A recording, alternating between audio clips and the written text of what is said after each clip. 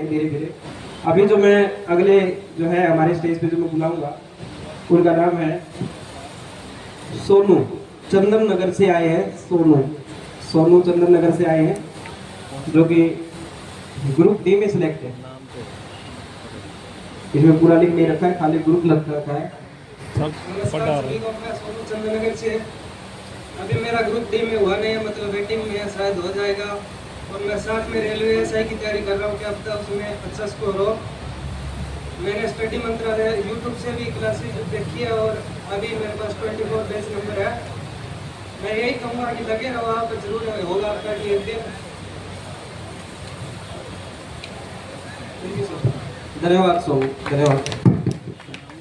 विकास भट्टू से हैं, जो कलर की पोस्ट पे लगे हैं। विकास जी, विकास विकास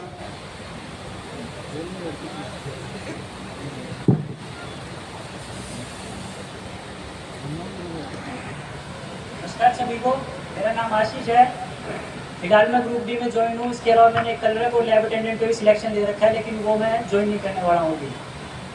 दो चीज़ मैं आपको बताने चाहता हूँ आज, जो मैंने अपनी लाइफ में सीखी हुई। दो एग्जाम्पल भी हमने अभी आपके सामने लाइव देखे। जैसे स्टार्टिंग भाई साहब ने बताया संगत के बारे में, कैसे वो चारों दोस्त नौकरी लगी है, तो इसका संगत करना भी बुरा। मेरे जीवन में कुछ मैंने ऐसा नहीं किया, कुछ ऐसे दोस्त भी थे जिनके साथ मैं कहते ना बदनाम वाला काम हो गया था उनके साथ रहने का। उसके बाद मेरे कुछ ऐसे दोस्त मिले जिनके साथ जिन्होंने मुझे बहुत अच्छे ग्रूम किया, और आज मैं बहुत अच्छी जगह के साथ रहता हूँ और लाइफ में कुछ अचीव कर पाया हूँ। दूसरा, जैसे हमारी एक बहन ने बताया था कि बिलीव ऑन गॉड्स प्लान। जैसे उन्होंने बताया कि उनके साथ उनके एक्सीडेंट हो गया था, फिर भी उन्होंने वहाँ से चीज मतलब बंदा टूट जाता है कि नहीं होने के बाद, तो इस एज में खासकर। लेकिन उन बहन को भी उनके परिवार को बहुत बहुत शुभकामनाएं कि उन्होंने ऐसा सफर तय किया और आज वो एक अच्छी जगह पहुँच गई है। और आप सभी इन चीज़ों को अपने जीवन में प्लीज़ अनुपालन कीजिएगा, बहुत अच्छा आपको रहेगा, जीवन बहुत ऊंचाई पर पहुँच पाओगे। थैंक यू, धन्यवाद। बाहर आ जाएंगे, ये भी याद है मेरे। तो कौन समझ में आई उस टाइम पे। अच्छा भाई खाने भेज दिया, बोले भाई काम कौन सा ले, बाहर जाना पड़ेगा। मैं चला गया, ITI ग्रेड थी, कौन पढ़ा 18 की बात से। अच्छा यार इतनी बढ़िया हमारी भर्ती आ गई, पॉलिटेक कर ली, जई तो कौन लग गया। लेकिन और पढ़ूंगा सागे सागे, आने वाली टाइम में जई भी बन जाऊंगा। तो मैडम जी आपकी कैडी बात मेरा ये भी याद आ रहा है। एक दांत काटा है, दांतों के कटाई में एक खुशी वाले है, एक खुशी वाले। पहले इतनी मतलब कड़ा भी इतने सुनने नहीं मिला करती, कड़ा परिवार में रिश्तेदारी में जाया करते थे, इतनी सी इज्जत को नहीं आया करती। ये तो सारे नहीं गए, आजा भाई कुर्सी पे बैठ कर छोटा आदर कराया है। तो मामी स्थित बहुत खुश हाँ, सरकार ने बिना खर्चे पर्ची नौकरी दी। तो हमारी उम्मीद कायम रहे। हमारे भाई इतने बैठे तो न लगे हम जावा, वे भी अच्छा पढ़ लिख के कामयाब हुआ है। इतना पढ़ाई में था तो कौन, लेकिन ये तो सुखदेव और अजय दोनों भाई मेरे पड़ोसी है। जमा खास आज भाई आ जाओ तामी भी ये कीर्तन वाले तान गई। मेरा छोटे लाड़वा गांव है, हालांकि टाणी में रहा दोनों भाई, थोड़ा ही गैप है 5-7 किला में। तो इन दोनों भाइयों ने मेरे इतना मोटिवेट करा, भाई तारी भर्ती आ गई। हालांकि सीटी परी होया था उस टाइम पे, बेरा कौन था, थोड़े मोटे पढ़िया करते, बेरा कौन नक्का लगेगा कौन ही। उस टाइम पे पेपर क्लियर हो गया। ये दोनों वैकेंसी आ गई, लाइन मैन की 6,500 वैकेंसी है। थोड़ी देर बाद से बेरा लग गया, भाई 15,000 बालक पास है। ये दोनों भाई बोले भाई खींच के ले ले, ये तो नौकरी लग जाएगा। उसके बाद मैं तो सारा रिश्तेदारियों में सारा दाना छोड़ दिया, ब्याह सया में कड़े को ने अपनी पढ़ाई पर ध्यान ले लिया। हालांकि बढ़िया डिपार्टमेंट मिल गया मैंने, HVPNL में एलम हूँ, बहुत बढ़िया डिपार्टमेंट है, अपनी बढ़िया नौकरी कर है, अच्छी सैलरी है, मजे आ रहे हैं। इन दोनों भाइयों का भी मैं बहुत बहुत धन्यवाद करूँ, तो मैंने इतना मोटिवेट कराया। तो भाई बताओ कि यो भाई मारते बड़ा भाई है, यो भाई सीटी परी का पेपर हो गया, जब यूँ बोला भाई मैं पास हो गया, मेरे नंबर बढ़ गए। फिर मैं बोला भाई जो तू पास हो गया ना, तो तेरे टेक्निकल सब्जेक्ट है, तेरे की जरूरत को नहीं, तू आपने मेंस की तैयारी कर ले। तो मैं इस भाई ने कहा तू हिसार चल जाए, भाई हिसार आ गया अपने हिसार आड़े पीजी में रहने लग गया। पीजी में आ गया, वे बात थी फरवरी की पेपर हुआ। मैं उसने कहा तेरा पेपर जून जुलाई में हो जाए भाई, तू 4 महीने खींच के ले ले। यो भाई आ गया, इसने 4 महीने यो पीजी में रहा। फिर जून पेपर की डेट आ गया, सर की पेपर था मेरा दिसंबर में होया साइड में, फिर 31 दिसंबर में पेपर होया। फिर यो भाई आ गया, घर आ गया, जून जुलाई में घर आ गया, पीजी छोड़ दी।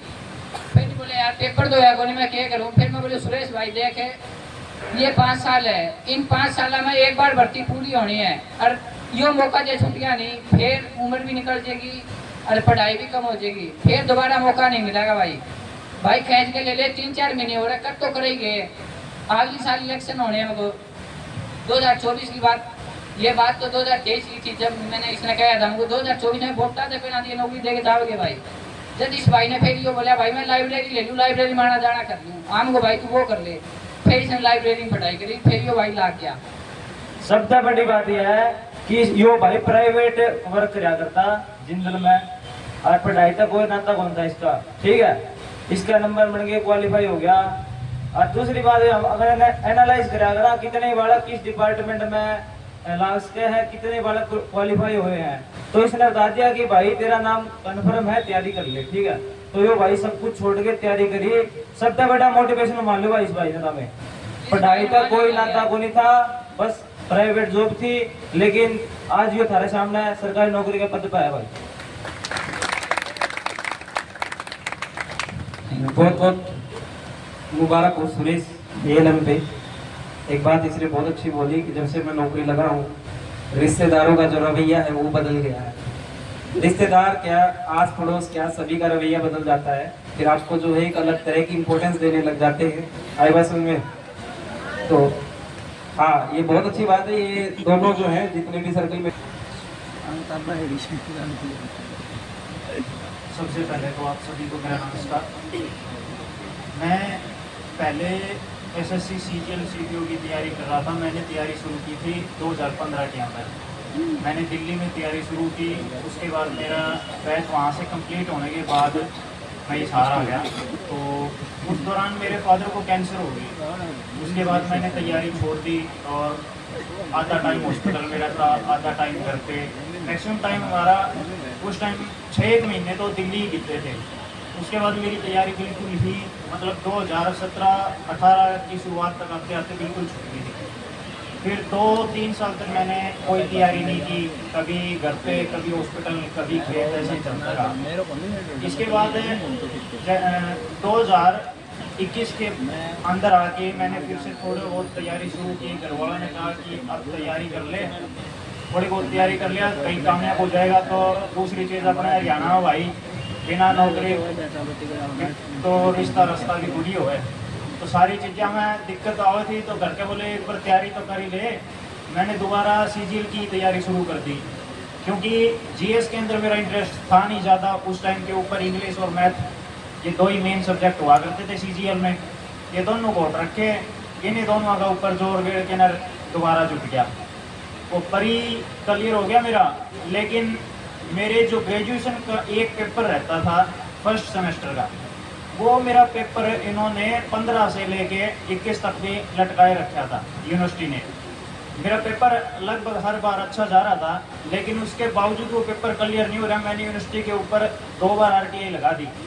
तो फिर मैं उस पेपर को लेके यहाँ पे अपने गवर्नमेंट कॉलेज के अंदर केमिस्ट्री डिपार्टमेंट में लेके गया। तो वो बोले कि ये पेपर तो आपका क्लियर तो हो सकता है, लेकिन हम लिख के नहीं देंगे, हमें भी डिपार्टमेंट के अंदर नौकरी करनी है। फिर मैं DN कॉलेज की एक लेक्चरर थी मैडम, उनके पास गया। तो बोले बेटा मैं ये लिख के तो दे देती हूँ और कि तू पास होने के लायक है इस पेपर में, लेकिन मैं पहले प्रिंसिपल से कंफर्म कर लेती हूँ। तो उन्होंने प्रिंसिपल सर से DN कॉलेज के अंदर कंफर्म किया। तो प्रिंसिपल सर बोले मैडम अगर आपको यहाँ पे नौकरी करनी है तो आप अपनी तरफ से लिख के नहीं दे सकते। तो उन मैडम ने भी मेरे को मना कर दिया। फिर मैं कुरुक्षेत्र यूनिवर्सिटी के अंदर ही HOD के पास ये चीज़ें लेके गया। तो उन्होंने मेरे को एक बात बोली कि बेटा हमें भी है ना इस यूनिवर्सिटी के अंदर नौकरी करनी है, तू आराम से पास होने लायक है इस पेपर में, लेकिन हम ये चीज़ लिख के नहीं दे सकते। और लगातार 3 साल मेरे पेपर के अंदर सेम मार्क्स रिपीटेड आए, 19 नंबर सेम रिपीटेड आए, ना कम ना कभी ज़्यादा। तो उसके बाद मेरे पास बचा मर्सी चांस। मेरे को ये हो गया था कि एक तो सारा कुछ हाथ से निकल दिया। ग्रेजुएशन के अंदर दोबारा मैंने कहीं और बीए वगैरह में एडमिशन लिया नहीं।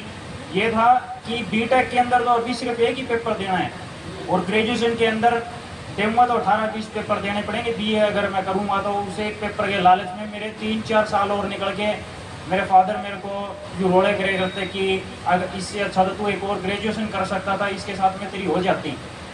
लेकिन फिर भी मैंने हिम्मत करके, मर्सी चांस था वो मेरा, तो उस मर्सी चांस के दौरान भी मैंने पहले से अच्छी तैयारी करने की कोशिश की। और उस टाइम मैंने एक चीज़ देखी कि उस टाइम मेरा पेपर सबसे घटिया हुआ था। हकीकत बात बता रहा हूँ, सबसे घटिया पेपर हुआ था। और उस टाइम मेरे को उन्होंने 45 मार्क्स देके 5 नंबर फालतू ही आए थे। मतलब 40 में पास होता है हमारा, 45 नंबर आए थे मेरे। तो सबसे घटिया पेपर, और उसके अंदर मेरे को उन्होंने पास कर दिया। इसके बाद मेरे को ये हो गया कि अब तो ग्रेजुएशन होगी, अब तो ग्रेजुएशन बेस के ऊपर जितने एग्ज़ाम होते हैं मैं उनकी तैयारी कर सकता हूँ। फिर मैंने तैयारी शुरू की, तो मैं ऑफलाइन कोचिंग ले रहा था दूसरी एकेडमी पे सुनील बुरा सर के साथ। तो मेरा मतलब कॉन्टैक्ट तब हुआ जब मैं जेई वाले एग्ज़ाम की तैयारी करने के दौरान एग्ज़ाम की तैयारी करने की सोची। तो फिर मैंने ऑफलाइन कोचिंग ली। ऑफलाइन कोचिंग मैंने इसीलिए ली थी कि मेरा जीएस के अंदर बिल्कुल इंटरेस्ट नहीं था। सीजीएल बैकग्राउंड होने की वजह से सिर्फ इंग्लिश और मैथ, ये 2 चीज़ें थी। इनके अंदर मैंने कभी हरियाणा में मेरा 1 नंबर नहीं कटने दिया। लेकिन इसके बावजूद मेरे को दिक्कत आ रही थी जीएस की। सिर्फ जीएस के लिए मैंने कोचिंग ली, और कोचिंग भी मेरी एक नहीं, मैंने 2-3 बैच लिए। सर ने मेरे को परमिशन दे दी थी कि तूने 1 बैच की फीस दी है, तू बैठा रहा है। उन्होंने ये देखा कि हाँ ये कर रहा है, एफर्ट डाल रहा है, तो सर ने मेरे को बैठने की परमिशन दे दी। तो मैं 2-3 बैच मैंने किए। फिर धीरे धीरे करके मेरी जीएस भी ठीक ठाक होगी। फिर जैसे ही परी का पेपर आया तो उस टाइम मेरे जीएस इतनी ज़्यादा स्ट्रॉन्ग नहीं थी। तो मैं, काफ़ी बच्चे बैठे थे बीच में, तो बोले कुलदीप इस बार कैसा रहेगा। मैं गया, सर इस बार तो मैं परी के अंदर तो क्वालिफाइंग कर ही रखा है, वो क्वालिफाइंग ही बोल रखा था उस टाइम पे। तो मैं परी के अंदर सर क्वालिफाइंग है, क्वालिफाइंग मैं कर दूंगा और इससे ज़्यादा, बहुत ज़्यादा मार्क्स मेरे आएंगे नहीं। लेकिन मैं मेंस की कहता हूँ कि मैं पूरी कोशिश करूँगा कि मैं टॉप ही करूँ हरियाणा के अंदर। तो मैंने परी के अंदर मेरे मैक्सिमम मार्क्स बने थे इंग्लिश, हिंदी और ये जो रीजनिंग है, इस तरह के मैथ है, इन 4-5 सब्जेक्ट की वजह से मेरे मैक्सिमम मार्क्स बने थे। तो मेरे मार्क्स बन गए ओवरऑल 60 मार्क्स। जीएस मेरी उस टाइम पे भी थोड़ी वीक ही रही, अगर वो अच्छी होती तो मेरे और मार्क्स आते। फिर मैंने क्या किया, मैंने इशारा आना बंद करके, एक दोस्त मिल गया मेरे को गांव में ही, हम दोनों ने उसके घर पे बैठ के तैयारी शुरू की। उस एक रूम, उस रूम से बाहर सिर्फ खाना पीने के लिए हम बाहर निकलते, कभी बाहर नहीं निकले उसके बाद हम। और जब ग्रुप डी का पेपर आया तो मैंने वो पेपर इतना अच्छा अटेम्प्ट किया। अभी जो मैं शो कर सकता हूँ वो ये है कि मेरे 87 क्वेश्चन ठीक बचे, लेकिन एक्चुअल में मैंने 98 क्वेश्चन ठीक किए थे। और 2 क्वेश्चन जो थे वो मैंने छोड़ रखे थे कि मैं ये 2 क्वेश्चन लास्ट में करूँगा। और जैसे मैंने वो सर्कल फिल करे तो उन 2 क्वेश्चन की वजह से सर्कल ऊपर नीचे फिल हो गए। मेरे 87 क्वेश्चन ठीक बचे जो दिखाने लायक हैं, बाकी मैंने 98 क्वेश्चन ठीक किए थे। तो ये चीज़ मेरे को ध्यान नहीं रही। तो मैंने पेपर से बाहर निकलते ही सर को बोला, मैंने कहा सर जो कमिटमेंट की थी कि पूरा हरियाणा टॉप करना है वो मैं टॉप कर सकता हूँ, मेरे 98 ठीक है, क्या पॉसिबिलिटी है। बोले कि पेपर तो बहुत ज़्यादा ईजी था, लेकिन फिर भी जो 98 का स्कोर देख के लगता है कि तेरे को फर्स्ट पोजीशन शायद मिल ही जाए। लेकिन जब वो किया ही ना, तब वो ध्यान से देखा कि वो जो 2 क्वेश्चन थे उनकी वजह से क्वेश्चन की जो की मैंने फिल की थी वो ऊपर नीचे हो रखी थी, जिसकी वजह से मेरे 87 क्वेश्चन बचे। लेकिन उस टाइम मेरे अंदर ये कॉन्फिडेंस आ गया कि हाँ मैं कुछ हूँ, मैंने तैयारी कर ली है। मेरा वो लेवल जीएस और बाकी सब्जेक्ट में वो लेवल नहीं है जो मेरा पहले था, तो काफ़ी ऊपर उठ चुका था। उसके बाद मेरे को ये था कि 80 से नीचे कोई पेपर के अंदर मेरा अगर स्कोर जा रहा है ना, तो मैं ये मान रहा था कि मैं खुद के साथ ही नाइंसाफ़ी कर रहा हूँ। उसके बाद सीईटी परी में स्कोर कम होने के कारण मेरा रोल नंबर कहीं और आने के चांसेस नहीं थे जेई के अलावा। मेरे को जेई ही ऑप्शन दिख रहा था। हालांकि जैसे 56-57 के ग्रुप के पेपर जो हुए, तो उस टाइम हम घर पे बैठ के जेई वाले एग्ज़ाम की तैयारी कर रहे थे। तो मैंने ये देखा कि जो पेपर आए हम उसमें भी 90+ का स्कोर कर रहे थे, दोनों दोस्त 90+ का स्कोर। और वो पेपर हमारे लिए इतने नॉर्मल हो चुके थे कि हम 20 मिनट के अंदर वो पेपर उड़ा रहे थे। ग्रुप डी का पेपर के अंदर में मेरे पास आधा घंटा बच गया था, पेपर अटेम्प्ट करके आधा घंटा पूरा बचा था मेरे पास। की फिल करने के बाद भी। फिर मैं जेई वाले पेपर के अलावा मेरे पास कोई चारा नहीं बचा था, क्योंकि 56-57 किसी में मेरा रोल नंबर आना की पॉसिबिलिटी ही नहीं थी। फिर मैं जिस एकेडमी पे ऑफलाइन कोचिंग ले रहा था, मैंने वहाँ से पूछा सर अपने जेई का बैच शुरू होएगा क्या, तो बोले भाई अपने पास जेई का बैच नहीं है। फिर मैं धीरे धीरे ऑनलाइन सर्च करने लगा।